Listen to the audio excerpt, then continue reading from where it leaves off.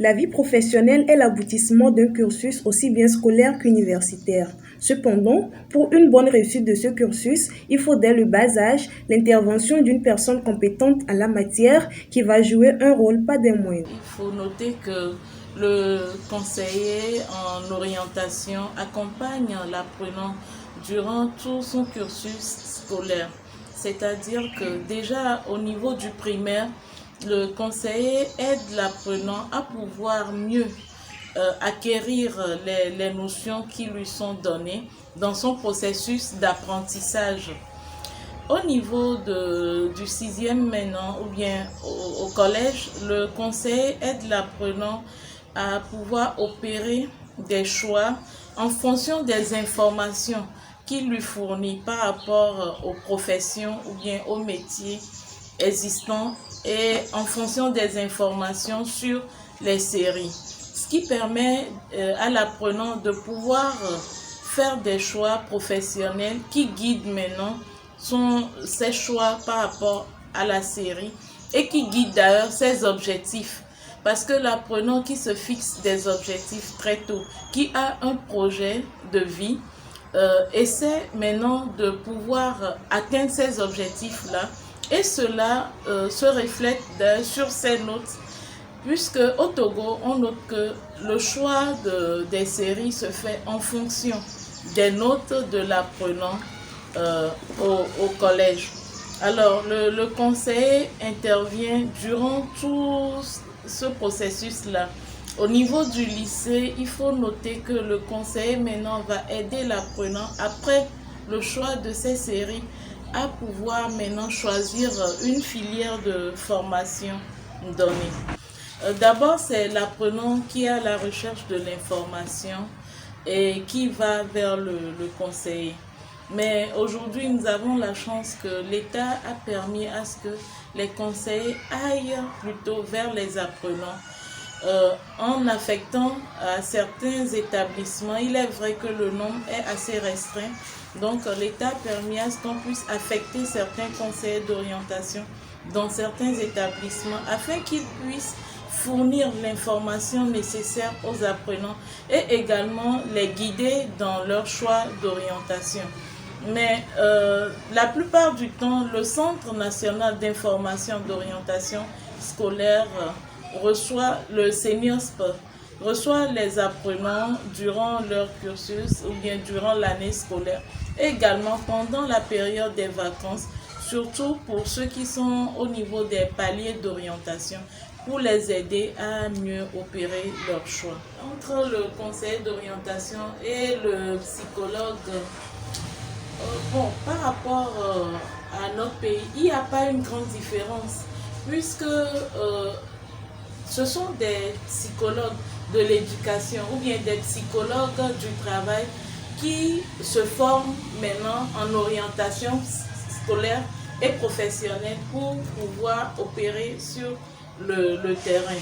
Donc, je ne peux pas dire qu'il y a une différence. Il est vrai que dans certains cabinets qu'on voit sur le marché aujourd'hui, il y a des gens qui ne sont pas forcément psychologues, mais qui opèrent dans le domaine de l'orientation scolaire et professionnelle. Mais je peux dire qu'il est plus approprié que ce soit un psychologue qui opère en tant que conseiller en orientation, parce que le psychologue comprend mieux l'apprenant. Il le comprend à travers ses comportements, à travers ses goûts, ses désirs, ce qui fait qu'il sait comment mieux l'orienter. Puisque quelqu'un qui n'a pas eu à faire cette science de l'étude de l'homme ne peut pas forcément se pencher sur les goûts ou bien les aspirations internes de l'apprenant pour pouvoir le diriger dans son choix d'orientation. Donc, je peux dire qu'un psychologue de l'éducation, un psychologue et conseiller en orientation, il n'y a que la formation complémentaire qui vient se rajouter. Ce qui fait qu'aujourd'hui, au niveau du centre d'orientation, on a des conseils en orientation psychologue. On le dit, la fin d'année ou bien les examens se préparent au premier jour de la rentrée. Et il n'y a pas de réussite sans effort. c'est seulement au bout de l'effort qu'on a la réussite. Je leur souhaite d'abord une bonne rentrée et je les exhorte à pouvoir apprendre tous les jours. L'apprentissage se fait tous les jours. Et aussi à se diriger vers le centre d'orientation pour ceux qui sont au niveau des paliers d'orientation pour pouvoir avoir les informations nécessaires, que ce soit sur les professions, sur les métiers, sur les concours également.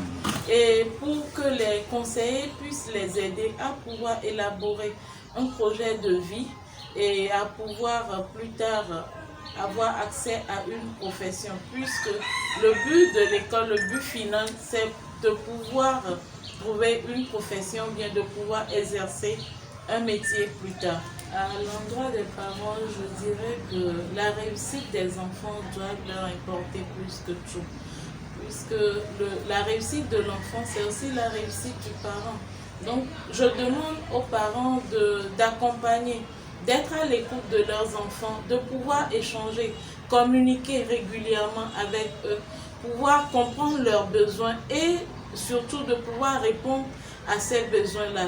Et aussi, il ne faudrait pas que le parent se substitue au conseiller en voulant imposer un choix à l'apprenant. Il faut que le parent laisse l'apprenant lui-même pouvoir opérer son choix en fonction de ses propres aspirations, bien de ses désirs et goûts. Donc, je demande aux parents d'accompagner, de ne pas abandonner leurs enfants sur ce processus d'apprentissage scolaire seul, mais d'être toujours à leur côté, d'être surtout à leur écoute, de communiquer, parce que la communication parent-enfant, c'est la base de tout. Il faut que l'enfant puisse s'exprimer, le parent puisse identifier le problème pour mieux l'aider à la réussite.